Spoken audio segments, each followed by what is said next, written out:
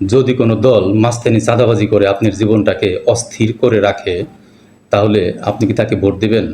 না, কেউ দেবে না। তাহলে তারা কেন মনে করে যে এখন যদি ভোট হয় তাহলে তারা জিতবে? শুধু তারা না, আরও অনেকেই মনে করে এখন যদি ভোট হয় তাহলে তারা জিতবে। আর এখনই তাড়াতাড়ি ভোট হওয়ার জন্য তারা ব্যস্ত হয়েছে কেন? রহস্যটা কোথায়? রহস্যটা হইল এখনও তাদের আয়ত্তে সব কিছু আছে, সব কিছু তাদের দখলে আছে। ইলেকশন কমিশন তাদের দখলে, আদালত তাদের দখলে, টেম্পো স্ট্যান্ড, হাট বাজার সব তাদের দখলে। এখন তারা মনে করতেছে যদি এই অবস্থায় এখনই ভোট হয় তাহলে আস্তে করে তারা কেন্দ্রগুলোকে দখল করে নিতে পারবে। ভোট আপনার দেন আর না দেন, সে পাশ করে যাবে। এটাই হলো মূল রহস্য। কিন্তু ডক্টর ইউনূস কি সেটা হইতে দেবে? সে লেভেল প্লেইং ফিল্ড তৈরি করবে আগে, তারপরে দেবে ভোট, তাই তো? আর সে যেন লেভেল প্লেইং ফিল্ড তৈরি না করতে পারে, এই জন্যই তাড়াহুড়া, আর কোনো কারণ নাই। আমার কাছে যেটা মনে হয়। আপনার কাছে কি মনে হয়?